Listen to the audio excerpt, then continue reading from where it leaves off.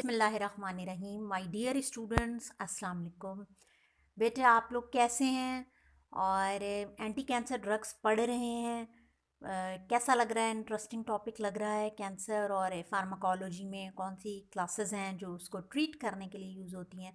Today in that connection we will start another type of the anti cancer agents and those are microtubule inhibitors. Okay, microtubule inhibitors, as the name indicate that these are the inhibitors of microtubules. Okay, और microtubules आपको पता है कि एक basically mitotic spindle के तरह का cell का एक बहुत इंपॉर्टेंट स्ट्रक्चर होता है, और वो बेसिकली ट्यूब्यूलिन प्रोटीन से मिलकर बने हुए होते हैं, और माइटोसिस में उनका बहुत इम्पॉर्टेंट रोल होता है। और उस तरह जो सेल्स होते हैं they basically get divides and hence उनकी जो डिवीजन है वो होती रहती है। ठीक है, अब अगर कोई एजेंट्स आप उनके माइटोसिस के फेज को ही ब्लॉक कर दें, माइक्रोट्यूब्यूल्स जो उनका एक बेसिक साइटोस्केलेटन या स्ट्रक्चर है उसको ही अगर आप ब्लॉक कर देंगे तो डेफिनेटली वो सेल सर्वाइव नहीं कर सकेंगे। ठीक है, अब ये जो अगर मैं आपको ये सब बात बता रही हूँ तो इससे आपको ये भी आइडिया हो रहा होगा कि ये वो एजेंट्स हैं जो कि सेल साइकिल स्पेसिफिक हैं। ठीक है ना, सेल साइकिल स्पेसिफिक हैं। जाहिर है कि ये माइटोसिस के फेज के ऊपर काम कर रहे हैं। ओके, सो आइए देखते हैं। Basically the mitotic spindle is a part of larger intracellular skeleton, यानी कि cytoskeleton, which is essential for the movement of structures occurring in the cytoplasm of all the eukaryotic cells. ये आपको पता है जब सेल का हमने स्ट्रक्चर पढ़ा था। The mitotic spindle consists of chromatin plus a system of microtubules which are composed of protein tubulin. वही बात जो अभी मैंने आपको बताई कि एक माइक्रो ट्यूब्यूल यानी माइक्रो मीन्स बहुत बारीक, और ट्यूब्स का एक स्ट्रक्चर होता है और उनके अंदर प्रोटीन्स होती हैं वो, और साथ में ये जो क्रोमैटिन है ये मिलके माइटोटिक स्पिंडल बनाते हैं। The mitotic spindle is essential for equal partitioning of DNA into two daughter cells that are formed when a eukaryotic cell divides. जब भी एक यूकैरियोटिक सेल डिवाइड होता है, अगर आप लोगों को याद हो, थोड़ा सा बच्चों रिकॉल करो, तो आप लोगों को माइटोसिस के कुछ फेज़ याद आएंगे, जैसे कि मेटाफेज़ है, एनाफेज़ है, टीलोफेज़ है। तो वो जो मेटाफेज़ और एनाफेज़ का मरहला होता है जहाँ पर आपको याद होगा कि इस तरह से कुछ स्पिंडल्स होते हैं, और वो स्पिंडल्स बेसिकली इस तरह से यानी कुछ एक डायरेक्शन में चले जाते हैं और कुछ एक डायरेक्शन में, और इनके ऊपर क्रोमोसोम अटैच हुए हुए होते हैं। या आगे आपको मैं फिगर से दिखाऊंगी तो वहाँ से आपको बहुत अच्छा क्लियर होगा, बहुत अच्छे से समझ आएगी। लेकिन जनरली इसी तरह से होता है, ये यूँ स्ट्रक्चर होता है जैसे, और कुछ इस साइड पर डिवाइड होना शुरू हो जाते हैं, इनमें डीएनए अटैच हुए हुए होते हैं, और इस तरह ये सेल फिर दो में डिवाइड हो जाता है जो आगे जाके एनाफेज का स्टेज होता है। ओके, ठीक है, मैं ड्राइंग क्लियर्स करके अब दोबारा यहाँ से पढ़ा रही हूँ। अब उन ड्रग्स की हम बात करें कि several plant derived substances used as anti cancer drug, they disrupt this process by affecting the equilibrium between the polymerized and depolymerized forms of the microtubule, and hence they cause the cytotoxicity. ठीक है, देखो जब बच्चों basically होता क्या है कि जो माइक्रोट्यूब्यूल्स होते हैं ये पॉलीमराइज्ड होते हैं, और पॉलीमराइज होने के बाद डीपॉलीमराइज भी होते हैं। ठीक है, यानी कि देखो, I can show you with the figure तो आपको ज़्यादा अच्छा क्लियर होगा। ये देखें, इस फिगर को आप देखें, ये एक नॉर्मल माइटोसिस यहाँ पर इंडिकेट की गई है, नॉर्मल मेटाफेज का स्टेज दिखाया गया है। ठीक है, यहाँ पर देखिए अब कि ये बेसिकली आपके पास, ये देखिए ये सब क्रोमोसोम्स हैं, और ये स्पिंडल है जो आपको ये डिफरेंट लाइंस नज़र आ रही है ना, ये स्पिंडल्स हैं, और ये ट्यूबुलिन है जो कि वो प्रोटीन है जो कि आपस में मिलकर ये माइटोटिक स्पिंडल को बनाती है। ठीक है, तो इसको क्लोज करके यहाँ दिखाया गया कि ये tubulin molecules stack to form the mitotic spindle, ठीक है ना। इस तरह से ये एक स्पिंडल बनता है और ये यहाँ पर आपस में मिल जाते हैं, पॉलीमराइज हो जाते हैं। ये जो दो टर्म अभी हमने पढ़ी ना, या पॉलीमराइजेशन और डीपॉलीमराइजेशन।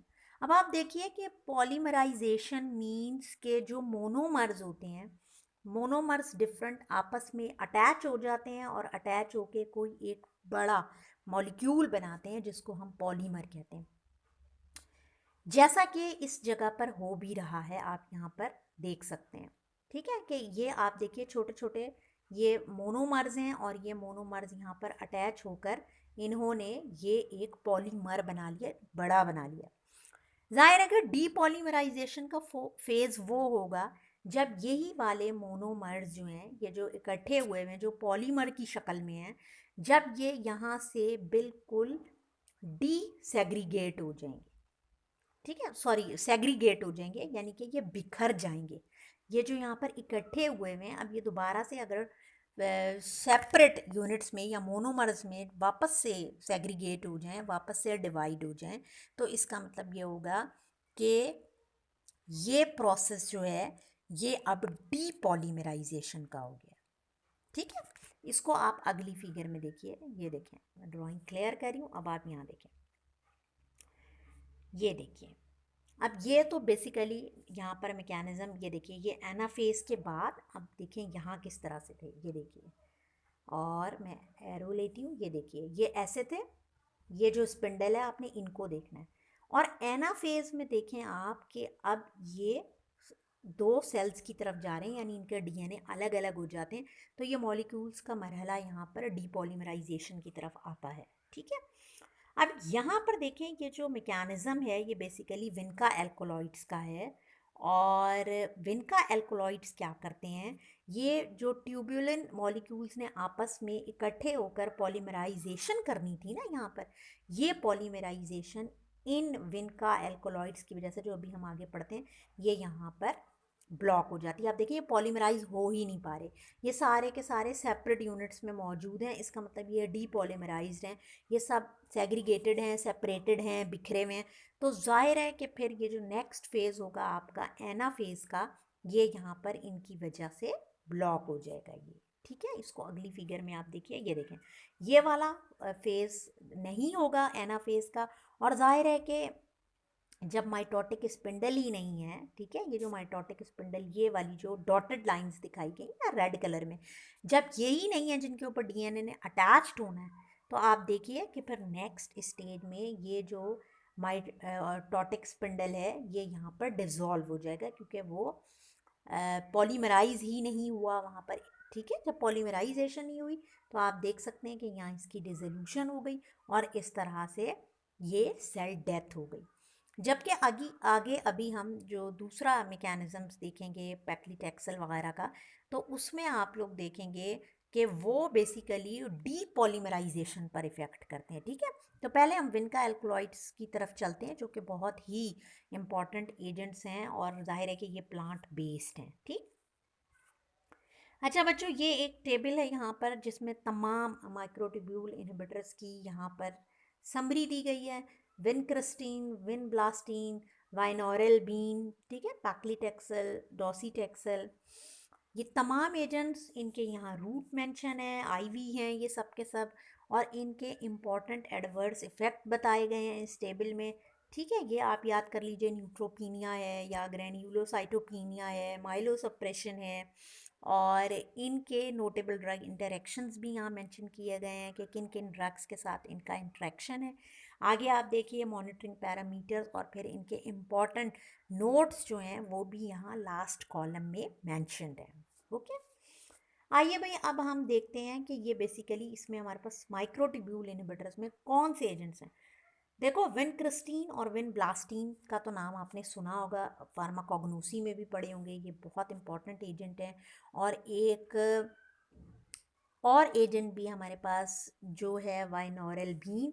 वाइनोरेलबीन जो है ये ज़रा कम है इसकी न्यूरोटॉक्सिसिटी। अदरवाइज विनक्रिस्टीन और विनब्लास्टीन के साथ न्यूरोटॉक्सिसिटी एसोसिएटेड है, और विनब्लास्टीन के साथ ख़ास तौर पर बोन मैरो सप्रेशन जो है, जिसे आप माइलो सप्रेशन भी कह रहे हैं, वो बहुत ज़्यादा एक प्रोनाउंस्ड एडवर्स इफेक्ट है जो कि एसोसिएटेड है। अगेन, जिस तरह मैं आपको अभी तक एंटी कैंसर एजेंट्स में बताती आ रही हूँ कि जनरल एडवर्स इफेक्ट तो होते ही हैं, नोज़िया, वॉमिटिंग, एलोपेशिया, ये सब चीज़ें, लेकिन हर एजेंट के साथ एक सिग्नेचर एडवर्स इफेक्ट भी एसोसिएटेड है, जो उसका एक स्पेसिफिक एडवर्स इफेक्ट है। तो याद रखिएगा कि विनक्रिस्टीन के साथ जो एडवर्स इफेक्ट एसोसिएटेड है, उसका सिग्नेचर वो न्यूरोटॉक्सिसिटी है। ऑल्दो कि ये विनब्लास्टीन के साथ भी है, लेकिन विनब्लास्टीन के साथ माइलो सप्रेशन या बोन मैरो सप्रेशन का मसला जो है वो काफ़ी नोटेबल है। और आज भी हमें याद है, जिस तरह से हमें पढ़ाया गया था कि विनब्लास्टीन से याद रखें कि this will blast the bone marrow, ठीक है, ब्लास्ट, तो it can blast the bone marrow. यहाँ से मैं आपको ड्राइंग्स क्लियर करके एक दफ़ा दिखाती हूँ। ये देखिए, ये ब्लास्ट को मैं सर्किल कर रही हूँ, ये देखें blast, it can blast the bone marrow, blasting, win blasting. तो इस तरह आपको उसका एडवर्स इफेक्ट हमेशा याद रहेगा। और इसको हम सिंबल में भी शो करते हैं, विन क्रिस्टीन को वी एक्स के साथ, और विन ब्लास्टीन को वी बी एल के साथ, और वाइनोरल बीन को हम वी आर बी के साथ इंडिकेट करते हैं, ठीक है। ओके बच्चों को, तो ये कंपाउंड स्ट्रक्चरली रिलेटेड हैं and they are derived from periwinkle plant, जिसका नाम है विनका रोजिया, और इसी के नाम पर फिर हमने इनको विनका एल्कोलॉइड्स का नाम दिया, because they are the alkaloid in nature. और मैं बता चुकी हूँ कि न्यूरोटॉक्सिसिटी वाइनोरल बीन की ज़रा कम है, ऑल्दो कि vinca alkaloid are structurally similar to one another, लेकिन उनकी जो थेराप्यूटिक एप्लीकेशन है वो डिफरेंट है। They are generally administered in combination with other drugs. और VX यानी कि विनक्रिस्टीन is used in the treatment of acute lymphoblastic leukemia in children, Wilms tumor, और Ewing soft sarcoma, soft tissue sarcoma का जो एक केस होता है यूइंग, ये देखो, यूइंग सॉफ्ट टिश्यू सार्कोमा जो है, आप लोगों के जहन में शायद सवाल आए कि ये यूइंग सॉफ्ट टिश्यू सार्कोमा क्या है। ये बेसिकली एक सॉफ्ट टिश्यूज़ जो होते हैं, ये उनका कैंसर है, ठीक है, और अक्सर बोन का या सॉफ्ट टिश्यूज़ का कैंसर होता है। इसी तरह से जो विल्म्स ट्यूमर है, ये लिखा हुआ, अगेन मेरे ख्याल से मैं ड्राइंग क्लियर कर लूँ ताकि आपको नज़र आए कि मैं किस चीज़ की बात कर रही हूँ। Wilms tumour a type of kidney cancer है, और इसमें ख़ास बात ये होती है कि ये चिल्ड्रन से एसोसिएटेड है, ठीक है, बच्चों के में एसोसिएटेड है। काफ़ी सारे केसेस तो लेस देन 5 ईयर ही आ जाते हैं। अगर आप उन बच्चों का पेट देखें, उनका जो एब्डोमिनल एरिया होता है वो खासा स्वेलिंग हुआ हुआ लग रहा होता है, तो 5 ईयर की एज से कम काफ़ी केसेस उसमें होते हैं, और मैक्सिमम भी गए हैं अभी तक, तो 10 ईयर ऑफ एज तक ये प्रॉब्लम नज़र आया है, और इससे ज़्यादा में ये नहीं है, तो उसको विल्म्स ट्यूमर का नाम दिया जाता है, ठीक है।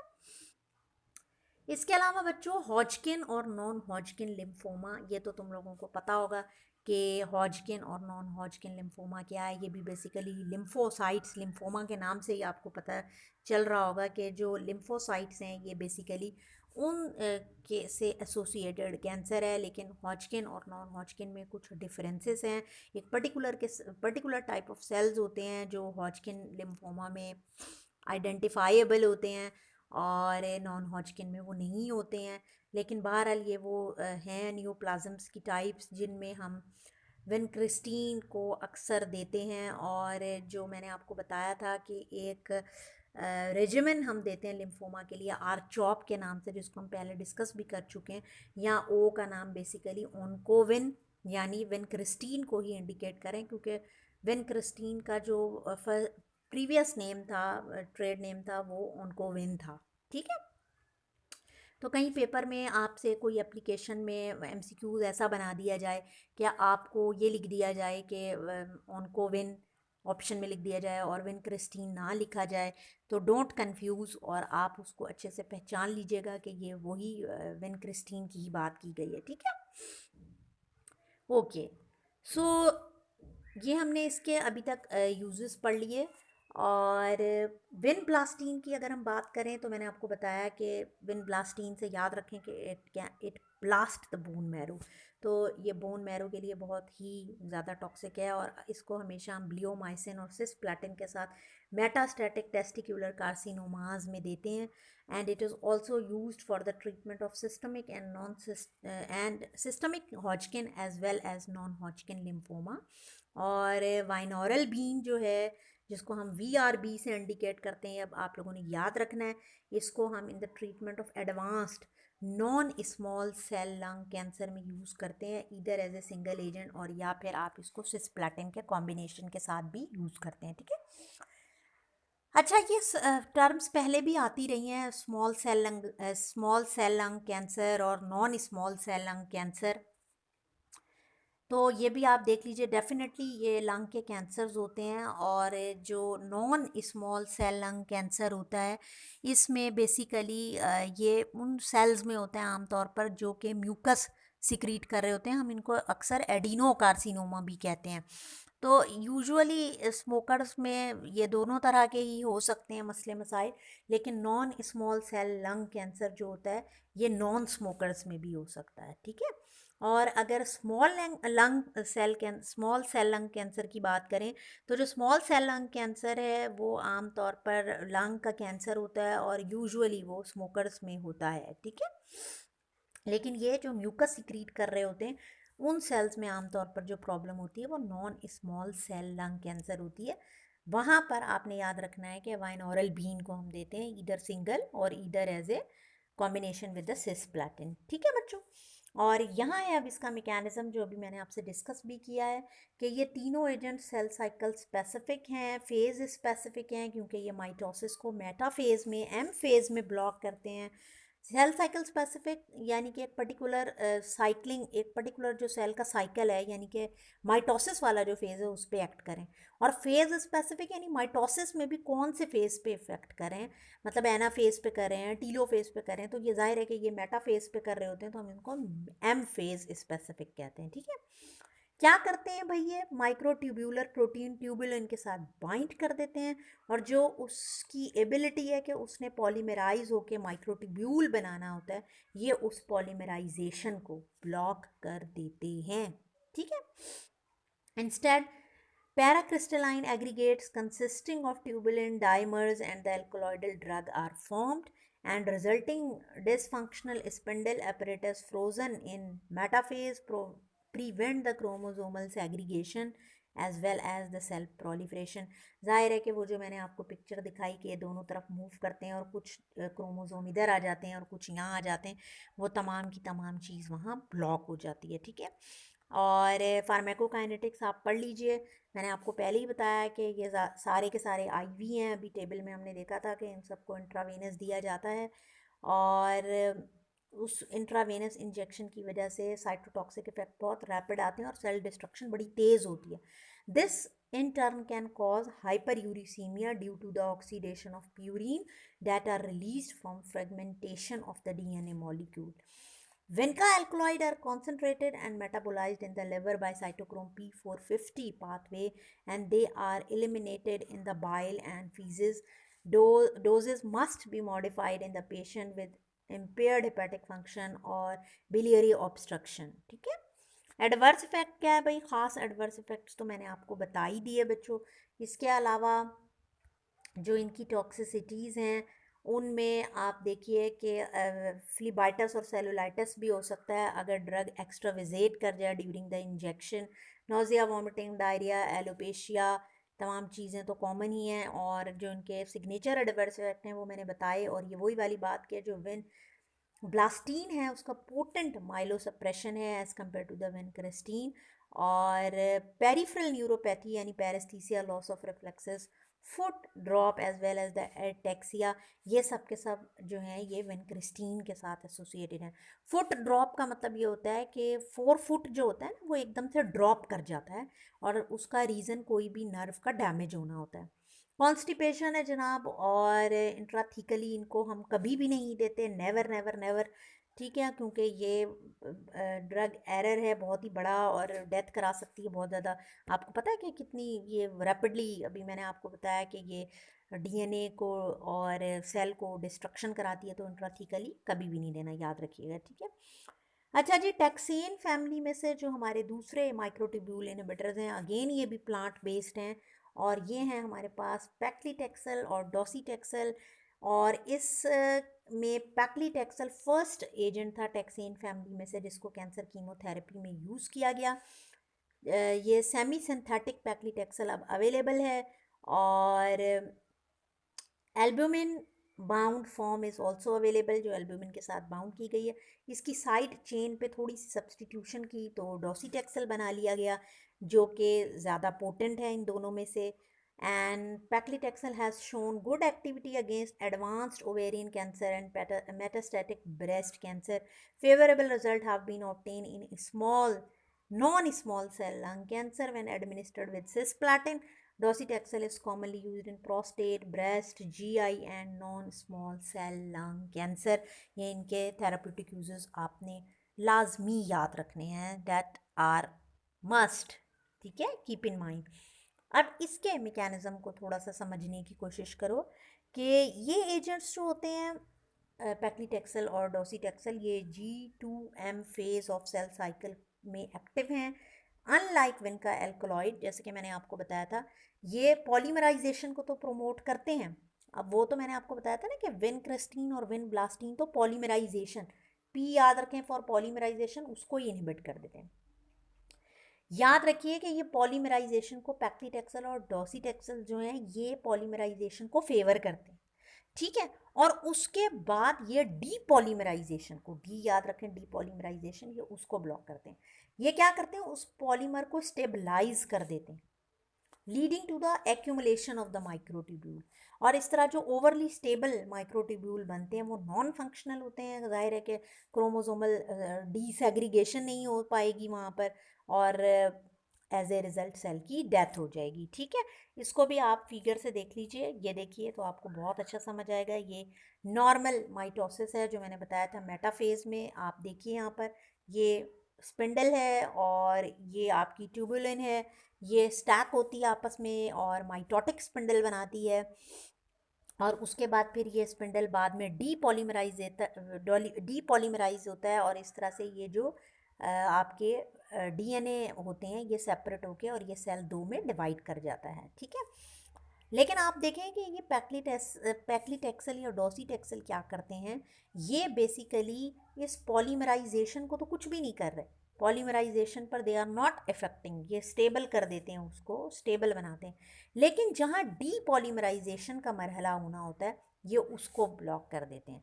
यानी ये इस कॉम्प्लेक्स को इतना स्टेबलाइज कर देते हैं कि ये डीपॉलीमराइज हो ही नहीं सकता, ठीक है। और as a result cell frozen हो जाता है यहाँ मेटाफेज के अंदर, यहीं पर रुका रह जाता है, वो डीपॉलीमराइज हो ही नहीं पाता है। तो ये डीपॉलीमराइजेशन नहीं होने देते, पॉलीमराइजेशन पर इनका कोई इफेक्ट नहीं। जाहिर है कि फिर वो क्रोमोसोम्स भी सेपरेट नहीं होंगे, दो सेल डिवाइड नहीं होंगे, और इस तरह से सेल डेथ हो जाएगी, ठीक है।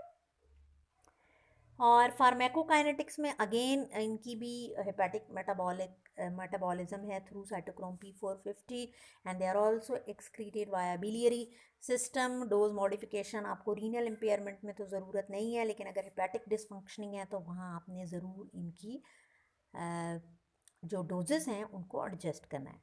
एडवर्स इफेक्ट में जो डोज लिमिटिंग टॉक्सिसिटीज़ हैं पैक्लीटेक्सेल और डॉसीटेक्सेल्स की, वो तो है न्यूट्रोपीनिया और ल्यूकोपीनिया। इसके अलावा एलोपेशिया है और नोज़िया, वॉमिटिंग, ये जो चीज़ें बाकी के साथ कॉमन होती हैं यहाँ पर ये अनकॉमन है, ये याद रखिएगा, ठीक है। हाइपर सेंसिटिविटी रिएक्शन खासे सीरियस हैं इनके, जैसे डिस्पनिया है, अर्टिकेरिया है, हाइपोटेंशन है। तो जिन पेशेंट्स को आप पैक्लीटेक्सेल से ट्रीट करने जा रहे हैं आप उनको प्री मेडिकेट करें with dexamethasone and diphenhydramine as well as with H2 blocker, यानी जो कि एंटी एलर्जी हैं या इन एलर्जिक रिएक्शंस को रोक सकें, ठीक है। तो इन बातों का हमें ख़्याल रखना होता है। और प्लांट बेस्ड थे ये, एक हमने विनकाइलक्लॉइड्स डिस्कस किए हैं और सेकंड हमने टैक्सीन्स को बात की है। प्लांट सोर्स से हैं, सारे के सारे माइक्रो ट्यूब्यूल इनहिबिटर्स हैं, और एक पॉलीमराइजेशन पर इफेक्ट करें, एक डीपॉलीमराइजेशन पर इफेक्ट करें, and hence they are useful in cases of the cancers.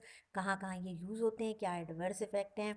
बहुत इंटरेस्टिंग टॉपिक है ये, इसको आप पढ़िए, और इन केस अगर आपको कोई भी कन्फ्यूजन हो, लेट मी नो, इंशाल्लाह आई विल एक्सप्लेन यू। अपना बहुत सारा ख्याल रखें बच्चों, और अपनी बहुत सारी हिफाजत कीजिए। टेक केयर एंड अल्लाह हाफिज़।